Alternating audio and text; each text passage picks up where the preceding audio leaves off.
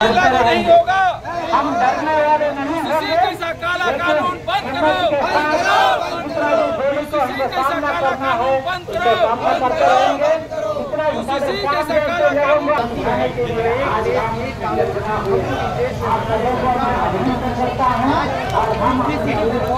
देश भर में यूनियन सिविल कोड यानी यूसीसी यानी समान आज पूरे देश के लगभग 30 से भी ज्यादा आदिवासी संगठन सामाजिक अगुवा के लोग हैं। हम उन लोगों से बातचीत करके जानने की कोशिश करते हैं। मैडम, आज आप लोग समान नागरिक संहिता का 1 दिवसीय धरना राजभवन के समक्ष समान नागरिक संहिता के खिलाफ आदिवासी समन्वय समिति का 1 दिवसीय धरना आयोजित है।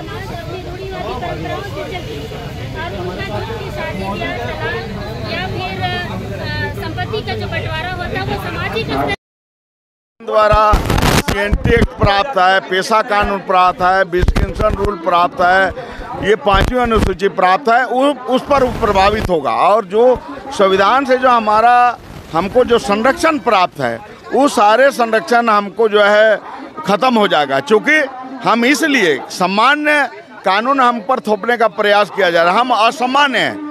क्योंकि अगर सामान्य होते तो हमको इस तरह के 5th शेड्यूल, आरक्षण, सीएनटी एक्ट हमको नहीं मिलता। तो इसलिए सामान्य कानून थोप के हमारा अस्तित्व को ही मिटाने का प्रयास किया जा रहा है। और एक तरह से हम कह सकते हैं कि इसको हिंदू राष्ट्र बनाने की ओर दिशा में ये लोग आगे बढ़ना चाहता है। इसलिए हम लोग इसका विरोध कर रहे हैं। और जो हमको संपत्ति का जो हमारा अधिकार है, मालिकाना हक है, उसका जो हमारा ताना बाना है, वो तमाम ध्वस्त हो जाएगा। इसलिए हम लोग किसी भी हद तक इसको जाएंगे और इसको रोकने का हम लोग प्रयास करेंगे।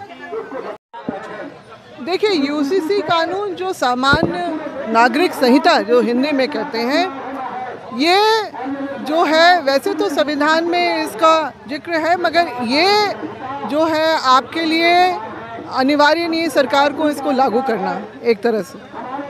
और भी कोई ज़रूरत नहीं है, मगर इसको जानबूझ के इसको अभी लाया जा रहा, पेश किया जा रहा है, ताकि जो हमारे देश भर के जो लोगों को इसी बहाने जो है अपने कब्जे में करने का, अपने हिसाब से चलाने का।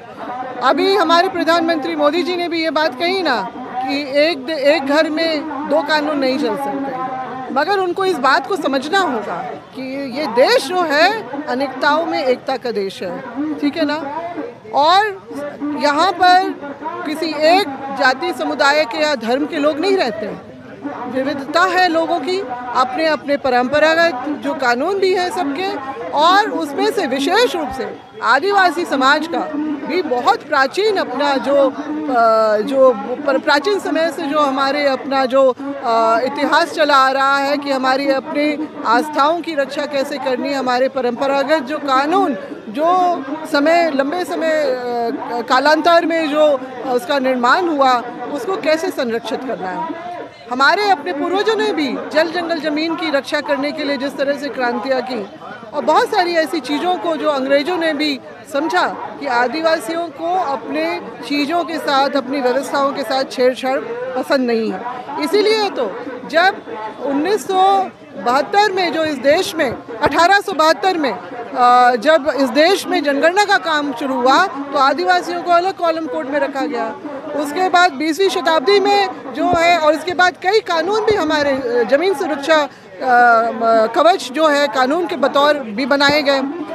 20वीं शताब्दी में जो है अनुसूचित क्षेत्रों को अंग्रेज़ों द्वारा चिन्हित किया गया कि यहाँ पर जो देश का लागू कानून जो है यहाँ पर नहीं चलेगा। ये स्पष्ट रूप से कहा। आज़ादी के बाद भी भारत के संविधान में भी इन सब बातों को यथावत रखते हुए, और बल्कि उससे आगे बढ़ के हमारे कस्टमरी लॉ को भी जो है कानूनी जो है मान्यता दी गई।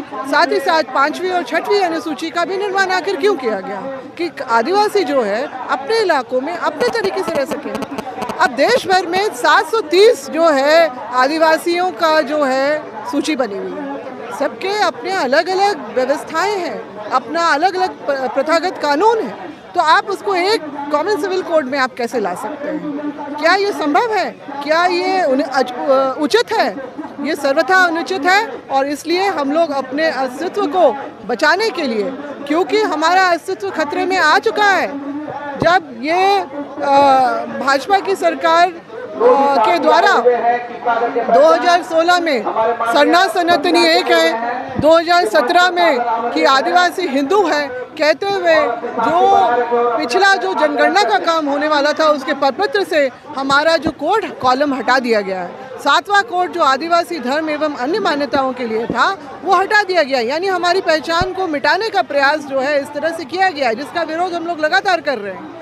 अब इसमें आगे चल के जो इस तरह से कॉमन सिविल कोड लाने की जो बात हो रही है, निश्चित रूप से वो हमारे जो इन सब चीज़ों को मिटाने के लिए पूरा प्रयासरत है। तो हम जो भाजपा का, आरएसएस का, विश्व हिंदू परिषद का जो ये एजेंडा है कि आदिवासियत को खत्म करना, संपूर्ण हिंदू राष्ट्र बनाना, तो हमारी जो अपनी विरासत है, हमारा जो इतिहास है, उसके साथ ना हम छेड़छाड़ होने देंगे, ना ही हम इसको किसी को मिटाने देंगे।